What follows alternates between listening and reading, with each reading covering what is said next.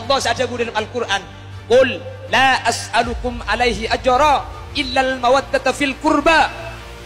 Nabi Muhammad mulangnya kalau minta opa, kalau minta balasan, cuma situng al mawaddata fil qurba, guna ben ajuan kutu andi perasaan cinta dan durian Gusti Kanjeng Nabi Muhammad sallallahu alaihi wasallam.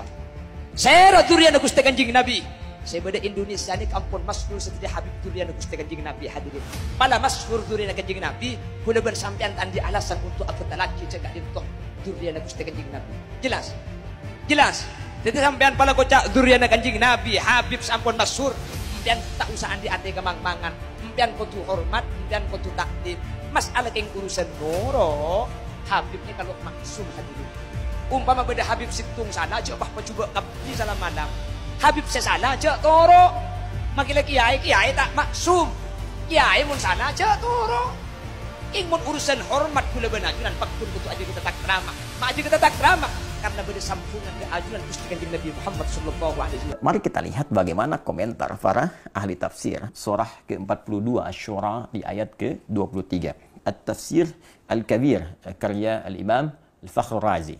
Illa al-mawaddata fil qurba, yang dimaksud al-mawaddah fil qurba, kecintaan kepada kekerabatanku, beliau simpulkan itu ada 3. Bisa umatnya, ya, seluruh umat beliau yang mengikuti seluruh tuntunan Rasulullah SAW dengan benar. Tafsiran kedua diartikan pula dengan sahabat-sahabat Rasulullah SAW.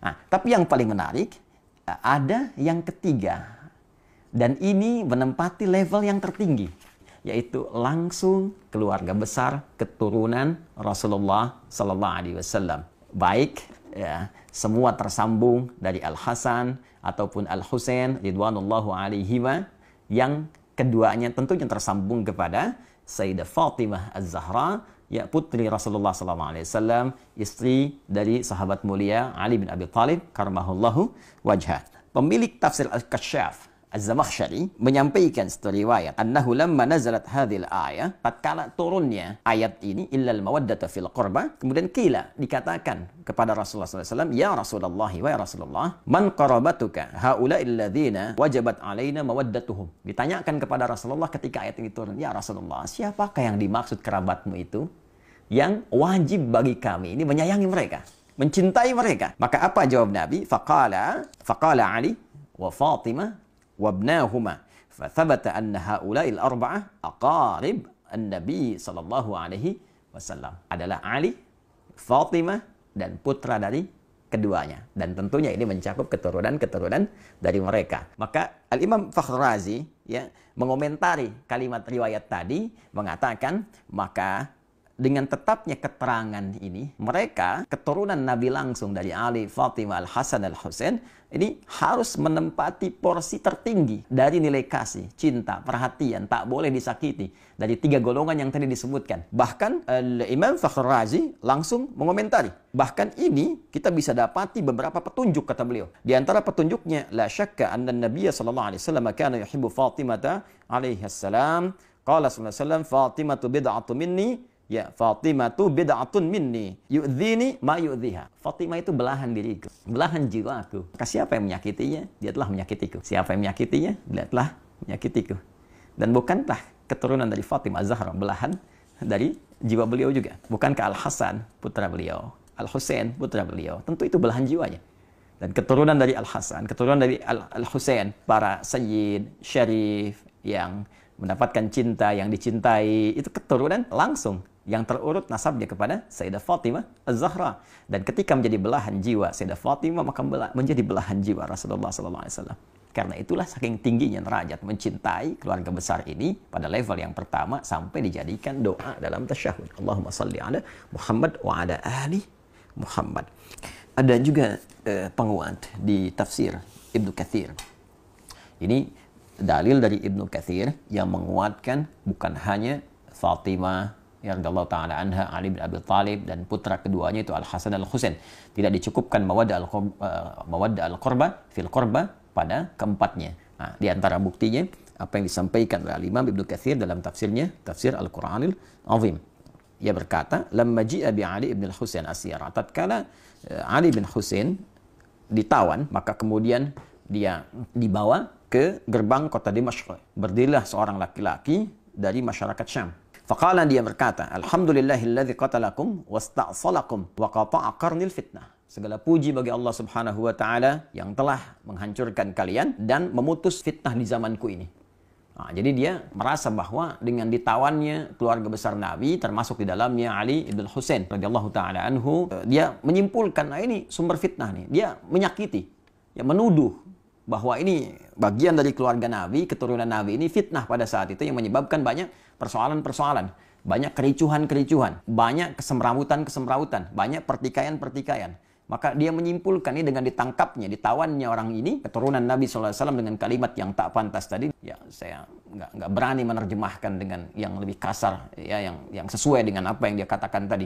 Saya mungkin katakan yang telah menangkap dia, ya. Kemudian dan menghilangkan fitnah di zamanku ini.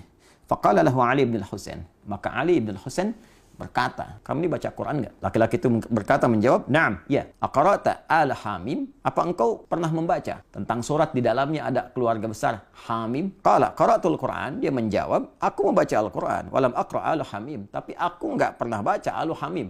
Ada keluarga di situ yang diutamakan. Siapa keluarga itu? Maka dijawab oleh Ali bin Husain, qala ma qara'ta? Apakah engkau nggak baca? Di ayat 23 tadi, qul la as'alukum alaihi ajran illa al-mawaddata fil qurba. Katakan Muhammad SAW, aku tidak meminta kepada kalian satu upah pun, satu materi pun, kecuali rasa cinta, rasa hormat kepada keluarga keturunan Rasulullah SAW. Qala, maka orang itu berkata, apakah kalian itu termasuk golongan mereka, keluarga Nabi SAW? Qala, na'am. Maka Ali bin Husain berkata, ya, kami termasuk golongan itu. Maka setelah mengetahui itu, dia terdiam dan tidak banyak berkomentar lagi dan mengoreksi dirinya sehingga dia menyadari kesalahan-kesalahan yang dimaksudkan. Maka dijawablah kemudian oleh Amr bin Shu'aib, yang dimaksud di ayat ini spesifik, maksudnya adalah kerabat Nabi Sallallahu Alaihi Wasallam. Jadi bila kita punya keluarga saja kita jaga, kita sayangi, maka demikian Rasulullah menjaga, menyayangi keluarga besarnya, termasuk keturunan-keturunannya. Karena itulah di dalam bahasa Arab, orang yang dicintai disebut dengan mahbub. Mahbubun, orang yang mencintai disebut dengan muhibbun. Kalau kita ingin satukan keduanya, mencintai dan dicintai, maka kalimatnya berubah menjadi habibun. Habib, orang yang dicintai, ya, orang yang sekaligus mencintai. Maka seringkali keturunan-keturunan Rasulullah itu disebut dengan habib, untuk memberikan kesan bahwa keturunan-keturunan Nabi mesti menjaga nilai mawaddah yang diturunkan langsung oleh Rasulullah dengan banyak melahirkan cinta kasih pada sesama, baik dalam bentuk amar ma'ruf ataupun nahi mungkar. Dan saat yang bersamaan ada isyarat kepada kita untuk mencintai mereka, tidak menyakiti mereka, karena menyakiti mereka juga menyakiti langsung kepada Rasulullah SAW.